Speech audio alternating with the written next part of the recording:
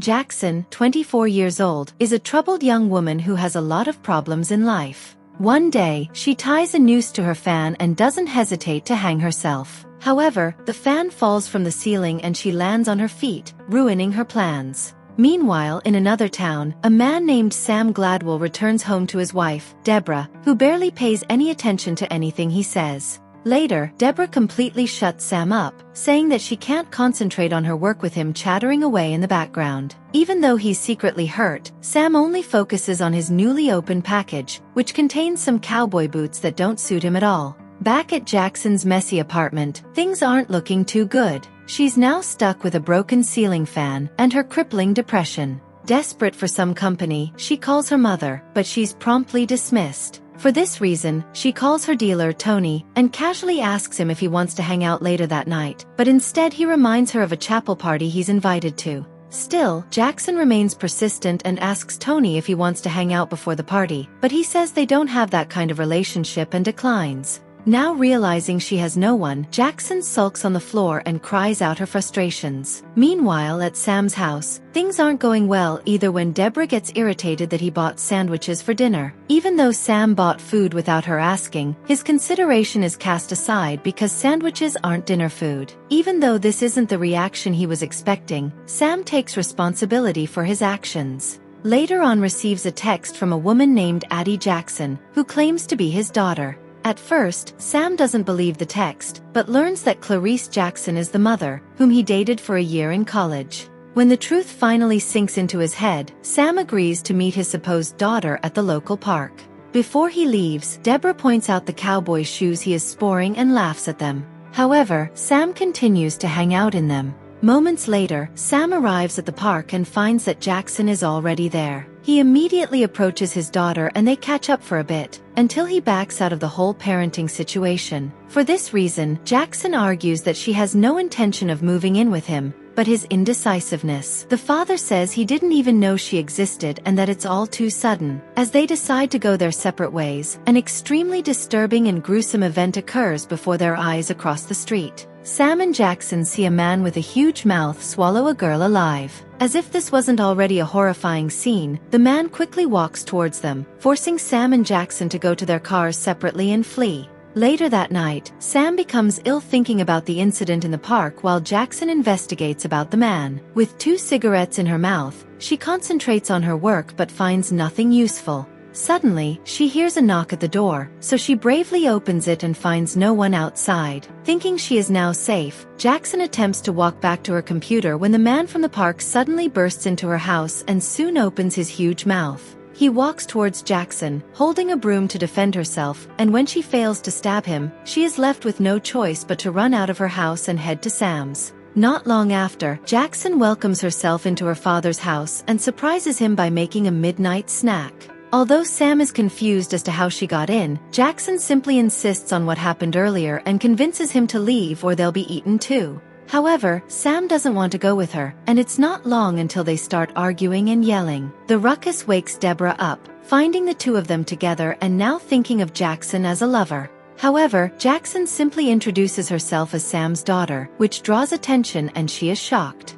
Later, Sam emphasizes that he doesn't want to leave, so Jackson threatens him with a sharp knife. Because of that, he pathetically tries to throw a small butter knife at his daughter, which barely hurts her. As Jackson forces her father to put his shoes on, Deborah looks out the window and sees the man with the huge mouth approaching her house. Thinking the man is after him and Jackson, Sam has no choice but to leave to ensure his wife's safety. However, Deborah hands him a ridiculous hat to put on before they leave. A few moments later, Sam is in the passenger seat as his daughter drives to the chapel party, where they picks up Jackson's friend Lotus. Jackson explains that Lotus is an expert on paranormal phenomena, who they have tons of books that can help them figure out who the man in the park is. On the way to the party, Sam receives a call from his wife, but Jackson tells him not to take it, and keep their location confidential. However, the missed call makes Deborah anxious, so she leaves a voicemail for her husband.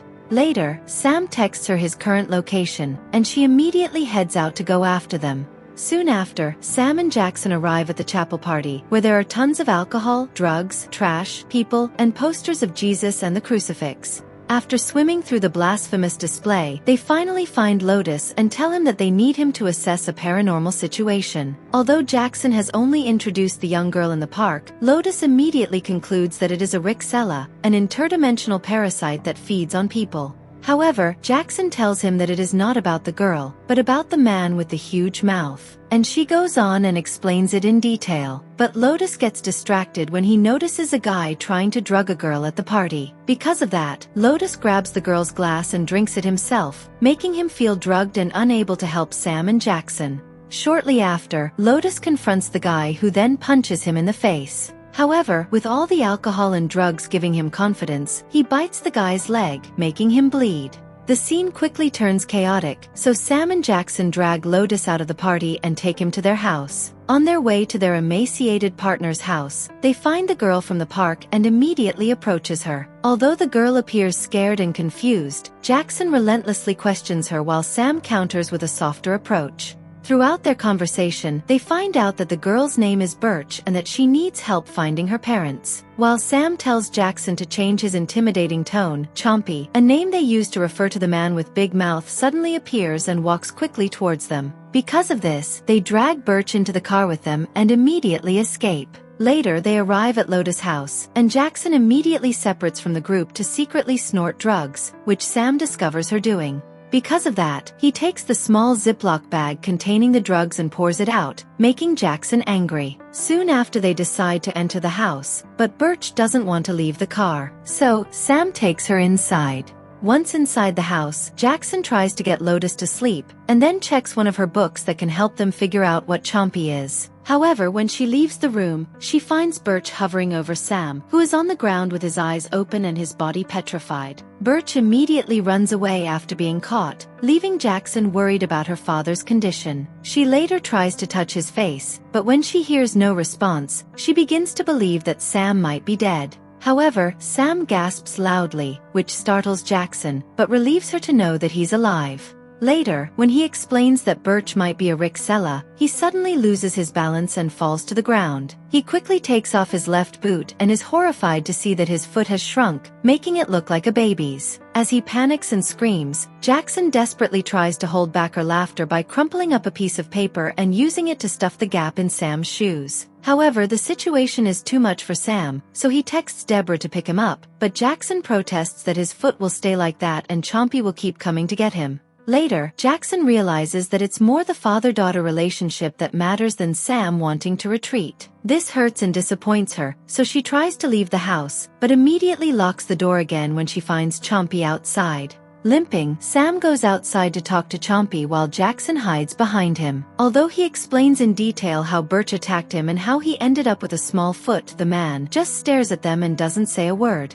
Because of that, Jackson steps forward and asks Chompy if he needs their help. Suddenly, he smiles, kneels down, and then opens his massive mouth and points at her, suggesting that he wants them to go inside. Strangely, Jackson agrees and dives into the mouth, leaving Sam no choice but to go after her. Inside, Sam and Jackson discover that they are in another dimension, meaning that Chompy's mouth is a portal leading there. As they look around, they suddenly hear a voice that introduces itself as Talon. Talon cannot speak in his physical form, so he takes them to another dimension where he explains how he is in search of a Rixella. In this case, it is Birch, and her goal is to assimilate every human into an exact replica of herself. This would explain Sam's foot, which is an unfinished assimilation. Talon also explains that he will swallow assimilated victims and heal them. However, he reminds Sam and Jackson that no one should be alerted his existence or the mission will be compromised. They both agree to this, leaving the dimension with a clear mind. As Sam and Jackson step out into the outside world, they laugh in joy, knowing that Chomp will take care of everything while they go on with their lives. Although he can't speak, tears of joy well up in Chompy's eyes and he leaves shortly after.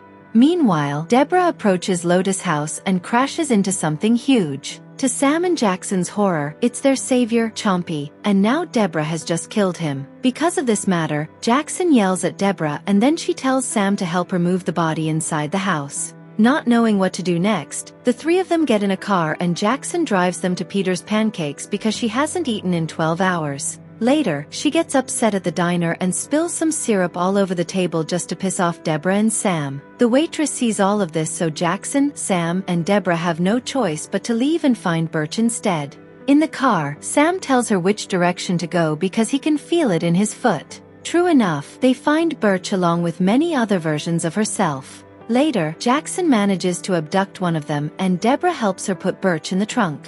However, a man witnesses the scene, so Jackson jumps on him and scares him off. Later in the car, Deborah and Sam talk about their unhealthy relationship and soon introduce themselves to the idea of getting a divorce. Jackson, who drives everyone to her house, awkwardly pretends that she isn't listening to them. Not long after, they arrive at their destination and immediately brings Birch inside and ties her up. But what they don't know is that Birch is summoning the other replicas of herself to head to Jackson's house. Soon, the place is surrounded by other Birch replicas, prompting Sam, Jackson, and Deborah to prevent them from entering. Meanwhile, Lotus calls Jackson and tells him that he found Chompy's body, and that he can't get into his house because of the other Birch replicas. Later in the call, Jackson and Lotus conclude that the portal to Chompy's mouth might still be open, so throwing the girls inside might work.